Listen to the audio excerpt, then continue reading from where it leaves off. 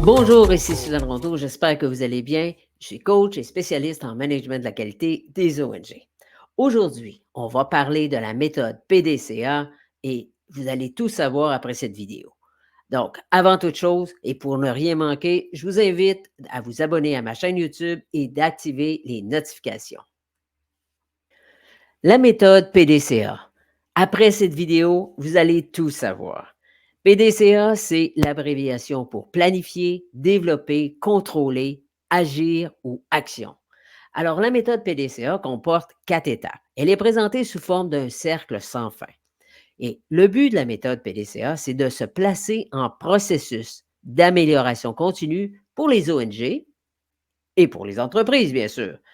Elle comprend donc 4 phases interconnectées où chacune de ces phases nourrit l'autre dans un processus d'amélioration continue et d'apprentissage. Votre ONG a certainement déjà en main un plan stratégique sur 5 ans. Mais il y a parfois tellement de points à réaliser, et je l'ai vu personnellement il n'y a pas si longtemps, que ça devient extrêmement difficile de garder le focus sur le plus important. Alors voilà où la méthode PDCA peut être d'un grand secours. À la première phase, la phase planifiée. Alors ici, il s'agit d'établir des objectifs, d'identifier quelles sont les opportunités d'amélioration et aussi de définir quel est le travail à réaliser. Et à cette étape, les questions que votre ONG doit se poser, c'est mais qu'est-ce qu'on doit faire et surtout qu'est-ce qu'on veut réaliser? À la phase numéro 2 maintenant, développer. Il s'agit ici de tester des solutions ou des hypothèses qu'on a identifiées et de recueillir les données de ces tests. À la phase 1, votre ONG a établi des objectifs à atteindre. Alors à la phase 2, ça va être très important de tester rapidement les pistes de solutions que vous avez identifiées pour atteindre ces objectifs. Si on parlait de la phase numéro 3 maintenant, contrôler. Il s'agit ici d'analyser les résultats que vous avez obtenus suite à la mise en place des solutions identifiées. Vous allez alors comparer les résultats obtenus avec les indicateurs initiaux que vous aviez définis.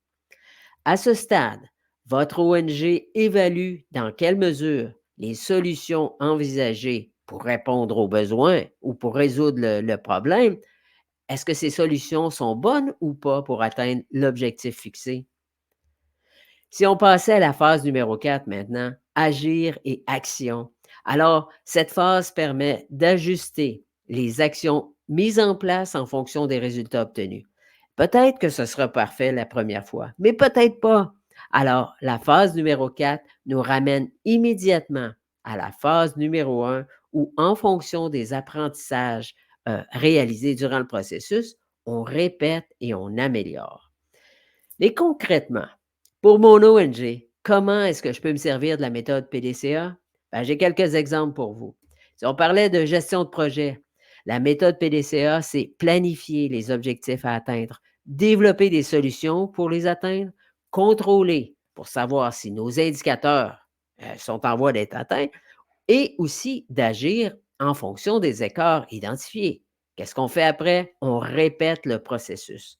Si on parlait de collecte de fonds maintenant, on pourrait dire que la méthode PDCA est utile pour planifier les campagnes, définir les stratégies de mobilisation, développer des partenariats et des volontaires, contrôler et analyser les résultats pour voir ce qui marche le mieux et agir et ajuster les stratégies pour les rendre plus efficaces. Que diriez-vous de parler des ressources humaines? Alors, la méthode PDCA permet de planifier des plans de développement pour le personnel, de développer des plans de formation, de contrôler et d'évaluer la satisfaction pour mesurer l'efficacité des formations et aussi d'ajuster les plans de formation en fonction des retours reçus dans le but d'augmenter le bien-être des membres de votre ONG. Comme vous voyez, la méthode PDCA dans votre ONG, c'est vous placer dans un processus d'amélioration continue et vous devenez par ce fait même en meilleure position pour attirer des financements qui sont adaptés à vos projets. En intégrant la méthode PDCA, votre ONG adopte une approche proactive face aux défis et renforce les capacités de son organisation. Aujourd'hui, les principaux bailleurs de fonds recherchent des acteurs clés dans leur milieu avec des expertises pointues. Ce qu'ils veulent, c'est des ONG qui sont déjà optimisées. Alors, pour atteindre votre plein potentiel de développement et pour présenter votre ONG comme cet acteur clé, une bonne stratégie, c'est d'intégrer le management de la qualité dans votre organisation. Si vous voulez en savoir plus sur le management de la qualité et la méthode PDCA, alors je vous invite à vous abonner à Info ONG où 2 fois par mois, vous recevrez des stratégies qui sont directement liées au management de la qualité. C'est totalement gratuit et pour vous abonner, il suffit de cliquer sur yes.srondocoach.com/info. Le lien sera d'ailleurs sur la vidéo. Alors n'oubliez pas de vous abonner à ma chaîne YouTube et d'activer les notifications. Vous avez aimé la vidéo? Alors laissez-moi savoir. Cliquez sur le pouce en l'air pour manifester votre satisfaction. Je vous remercie infiniment d'avoir été là. Info ONG, l'infolettre qui parle des ONG et qui les amène à un niveau supérieur. Yes! We outside,